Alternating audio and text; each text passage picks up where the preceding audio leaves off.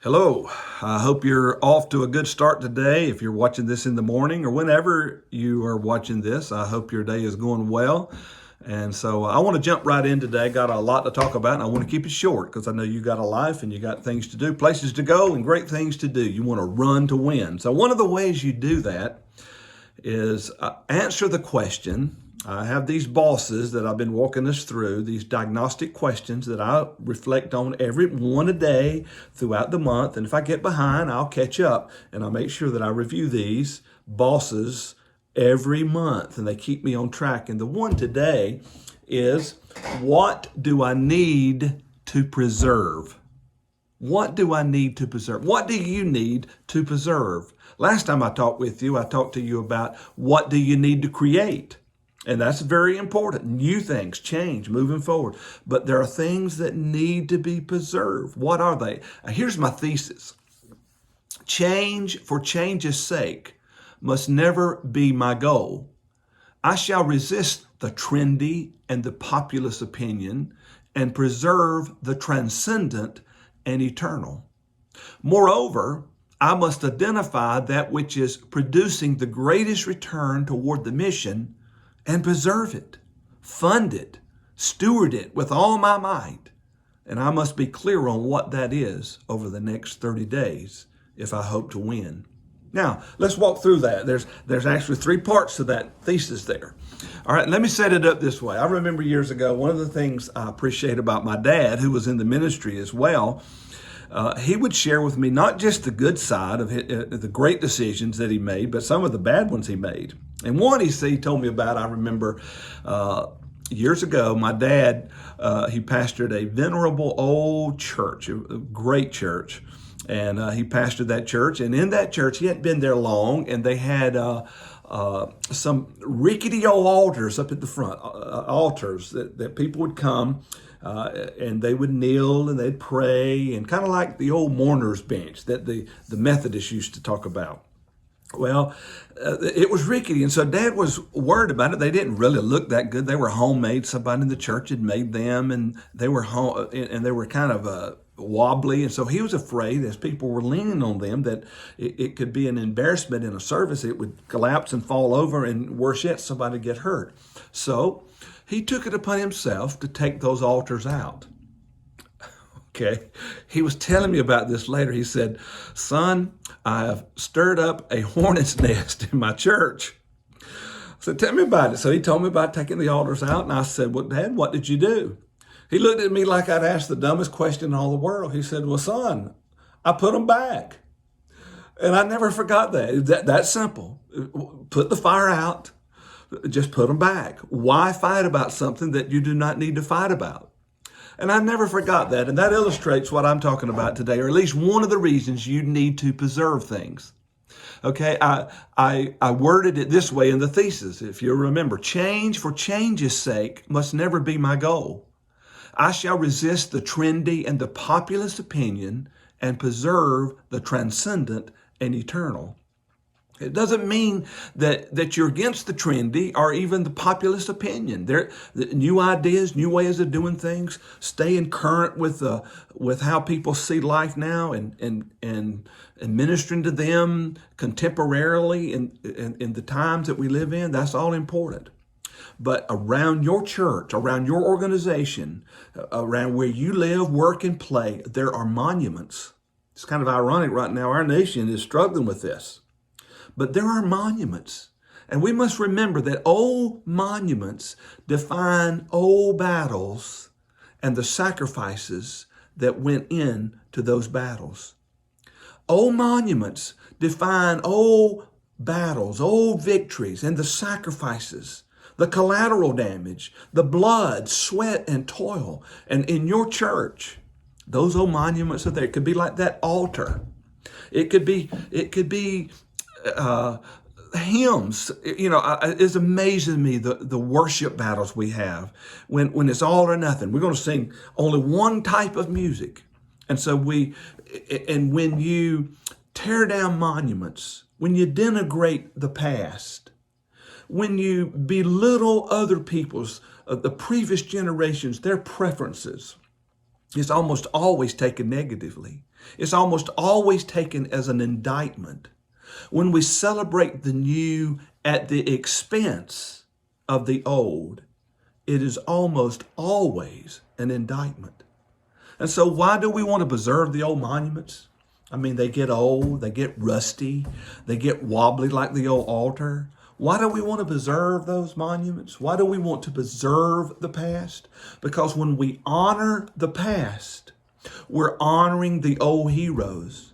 Those old heroes may all be dead, but their children, their grandchildren, the cultural equity that's in a church, the DNA of an organization is still, those old monuments are still embedded in that psyche, in that mindset. It's been passed on from generation to generation. And most churches are not that old. They're only, an old church would be 100 years. And so the children and grandchildren are still alive. And so when we honor, when we preserve the dignity of the past, it creates goodwill for us to lead the current generation into the future. So look around you in your church. Not just, I'm going to let it die a slow death. No, maybe you need to go and celebrate. Call it an Ebenezer. You remember when Samuel put down the monument and said, God has blessed us up to this point. And take a Sunday and honor the past victories. Make a special day, make a special campaign. Every so often you go back, before you lead people into the future, go back and celebrate the past. What's in your church?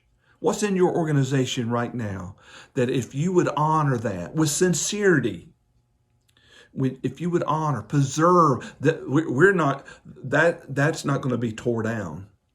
If we have to make adjustments, we're going to protect that. We're going to preserve that. That there was too much blood, sweat, and tears, prayers, and agony, and hardship, and sacrifice. There's a way to win. There's a way to do the new. There's a way to go into the future without sacrificing that monument.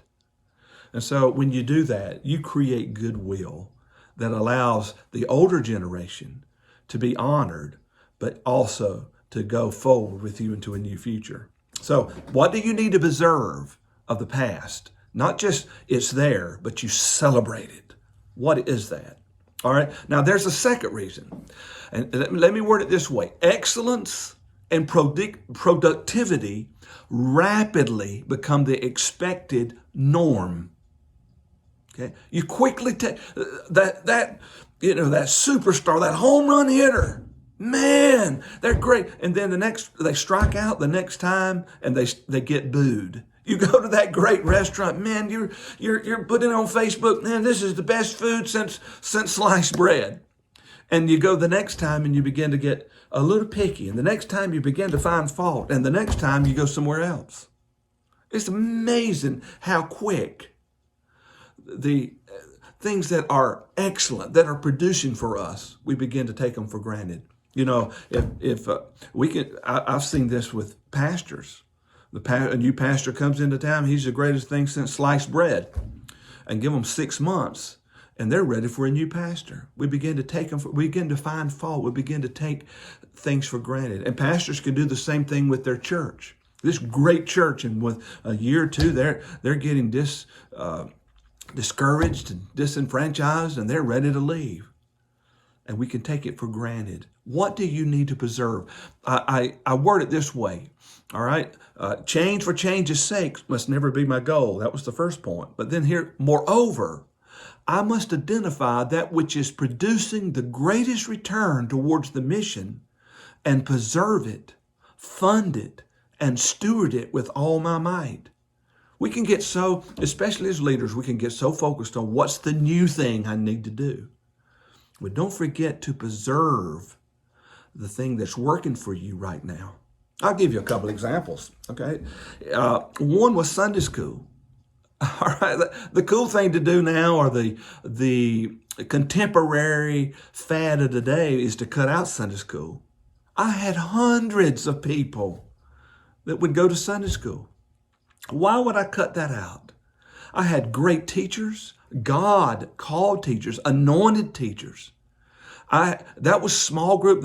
They came in fellowship. Those teachers and their class officials would help me pastor the church. Why would I cut that out? Just so I could get out of church a few minutes early, or whatever reason. Why would I cut that out? It was a growth engine. New people that wouldn't come maybe into a big sanctuary, but they would come into a smaller classroom.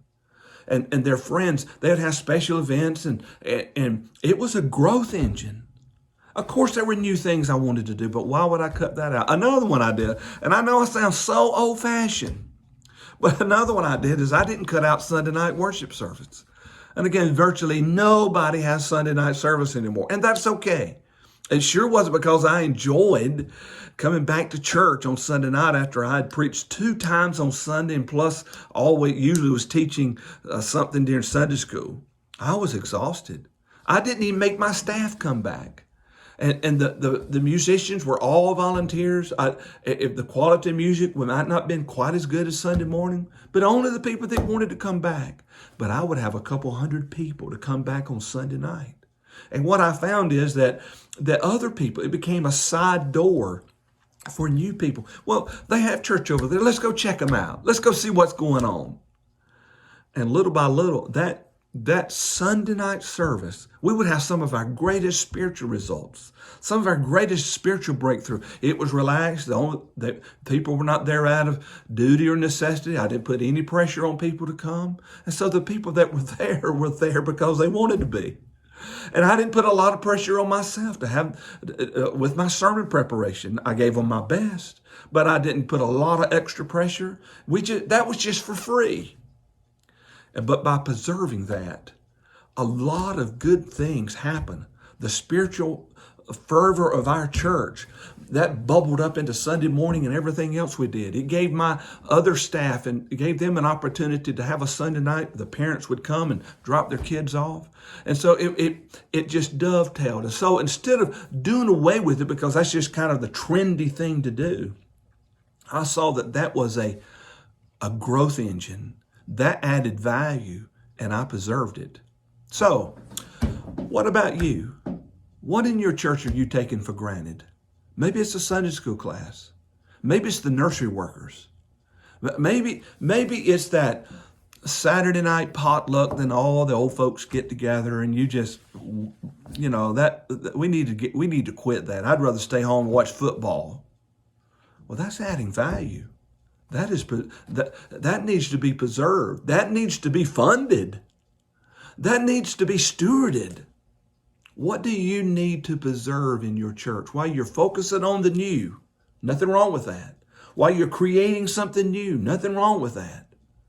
While you are reaching out to appeal and reach for the new people and the young families and the young people, nothing wrong with that. But what do you need to preserve?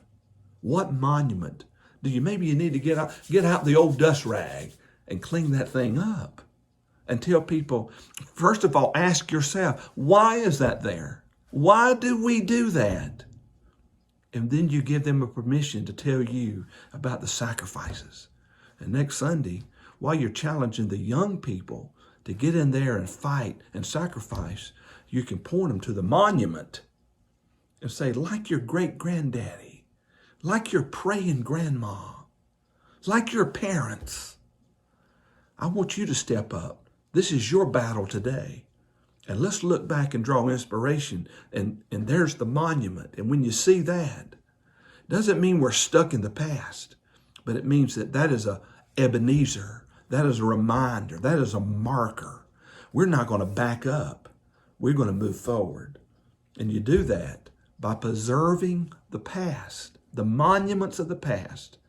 And then you move forward by looking at the engines that are have been keeping you going and will still keep you going for a long time.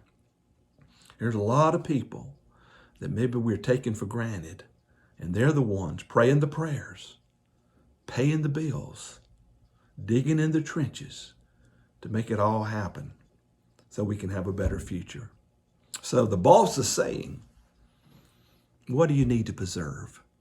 Or maybe another way of putting it, the boss is saying, don't change that. While you're changing, don't change that.